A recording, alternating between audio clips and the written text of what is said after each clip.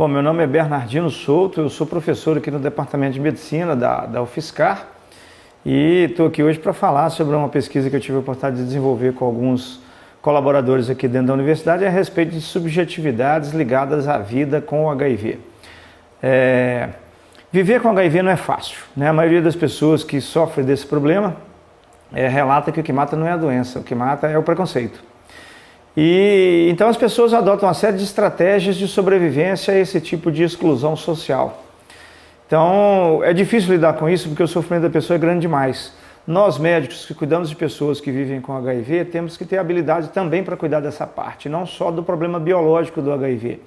Se a gente cuidar só do problema biológico do HIV e negligenciar o sofrimento existencial que a infecção pelo HIV proporciona, a gente faz pouco por ajudar a pessoa. E aí então eu fiz duas pesquisas, todas duas pesquisas qualitativas, onde eu usei uma estratégia que a gente chama de interacionismo interpretativo, na tentativa de captar conteúdo velado das falas, ou seja, captar conteúdo inconsciente das falas das pessoas que têm o HIV sobre o que eles teriam a contar a respeito da vida com o vírus, né? Encontrei várias coisas, né? Encontrei que eles padecem com o medo da morte, com a morte social, com a perda da noção de futuridade, né, na hora que recebe um diagnóstico da infecção pelo HIV, da segregação social, com sentimento de menos-valia. No primeiro estudo que eu fiz, eu consegui parar aí, entender que além de todos os outros problemas que a pessoa enfrenta ao receber um diagnóstico de portador do HIV, ele consegue elaborar várias alternativas de superação do medo da morte, superação da perda de noção de futuridade, ele consegue vencer tudo isso. Mas na questão sexual realmente fica um problema muito sério.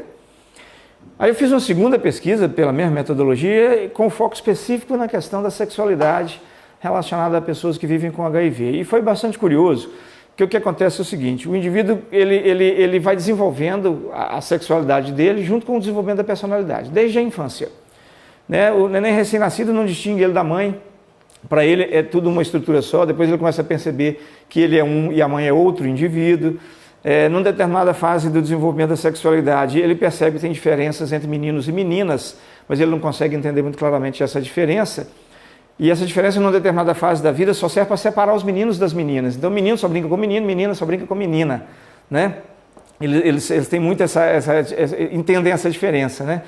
Quando começa a ficar adolescente, essa diferença começa a adquirir um outro significado, além de separar gêneros, né?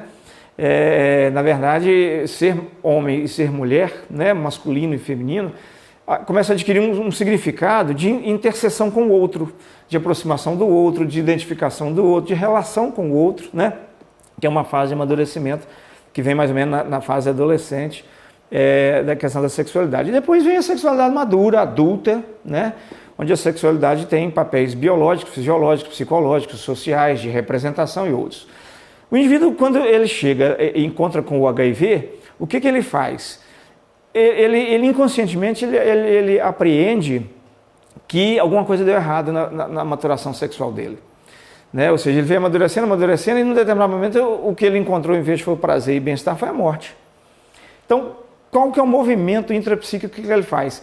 Ele retorna ao estágio inicial da maturação sexual dele. Ele volta como se ele fosse o neném recém-nascido outra vez, ou seja, ele passa a não se identificar em relação ao outro. Daí, em um determinado momento, ele começa a perceber que o fato dele ser sexuado e ter o HIV determina uma determinada diferença, estabelece uma diferença em relação ao outro que também é sexuado, mas que não tem o HIV. E essa diferença se reflete muito na esfera sexual, na dificuldade de encontro com o outro, etc. E aí ele vai amadurecendo novamente, mas ele tenta entrar por um caminho por onde ele não vai mais encontrar com o HIV. Né? Se por um caminho ele encontrou com o HIV, ele tenta maturar tudo outra vez, passando por um caminho alternativo. Algumas pessoas não conseguem amadurecer e param no estágio bem inicial ainda da maturação sexual e se tornam abstinentes sexuais. Ou seja, correspondente a uma fase infantil em que a criança ainda não tem atividade sexual. E não sente falta disso. Atividade sexual no sentido do coito, essas coisas que eu digo, né? Ou mesmo numa relação de intimidade com o outro. É como se fosse um menino numa fase em que o fato de ser menino e ser menina, a diferença é apenas genital e não tem outro significado para ele ainda. Tem gente que para nessa fase e se torna abstinente sexual. Nunca mais o cara consegue voltar a ter relação sexual. Homens se tornam impotentes, mulheres se tornam com frigidez sexual por causa disso. Mas se ele conseguir avançar um pouco mais nesse processo de rematuração sexual, pode ser que ele amadureça parcialmente e comece a viver uma vida sexual ativa, mas sempre em conflito. Ele está sempre inseguro, com medo, preocupado em transmitir o vírus, do outro descobrir que ele tem o HIV. Então ele vive uma vida sexual ativa, mas angustiada. Algumas pessoas conseguem amadurecer completamente tudo outra vez e passam a viver bem. Mesmo tendo o HIV, eles conseguem ter uma vida sexual normal, feliz com outra pessoa, né? Agora, a depender, assim, o que vai ajudar essas pessoas a atingir cada estágio desse? O apoio que ela recebe, o próprio desenvolvimento de personalidade que ela tem, né? E crenças, valores, percepções, culturas, uma série de fatores. Então, isso acontece com as pessoas que contraem o HIV, né? Elas podem seguir esses caminhos e vai depender muito da oportunidade de rematuração sexual que ela vai ter ao longo desse processo, e aí ela pode ficar, então, como eu disse, estagnada em qualquer um dos estágios, né? E aí a gente tem 3 categorias de pessoas que vivem com HIV. Uma categoria que é definitivamente abstinente sexual, uma categoria que não é abstinente, mas completamente angustiado com a vida sexual, e uma categoria que conseguiu resolver bem e viver feliz com o HIV, com a vida sexual, apesar do HIV.